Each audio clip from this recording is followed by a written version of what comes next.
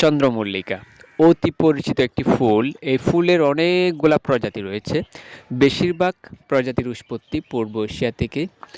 তো বন্ধুরা, আজকে আমি আপনাদেরকে দেখাবো এই সুন্দর একটি ফুলের টপিং করার নিয়মটা আপনাদের সাথে শেয়ার করব। দেখতে পাচ্ছেন ছোট্ট পলিব্যাগের মধ্যে একটা চন্দ্রমল্লিকা, এবং আমি 6 ইঞ্চি একটা টপ নিয়ে নিলাম।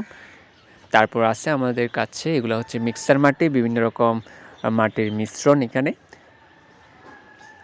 মিশ্রণ মাটির মধ্যে অনেকগুলা জৈব সারও থাকে। তো দেখতে পাচ্ছেন এই টপের নিচে অবশ্যই ফুটা করে নেবেন, কারণ ফুটা না করলে আপনার গাছের শিকড়গুলা পানিতে পচে গিয়ে গাছটা মরে যাওয়ার সম্ভাবনা থাকবে।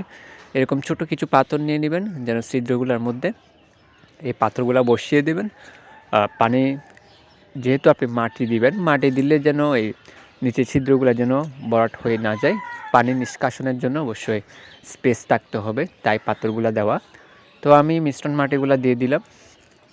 মিশ্রণ মাটিগুলো দেওয়ার পরে আপনার গাছটার এই লেভেল পরিমাণ যতটুকু হয় আগে আপনারা দেখে নেবেন কতটুকু পরিমাণে গাছটার গোড়ার মধ্যে যে লেভেলটা আছে, লেভেল পরিমাণে অবশ্যই আপনারা ভরাট করে নেবেন মাটি দিয়ে।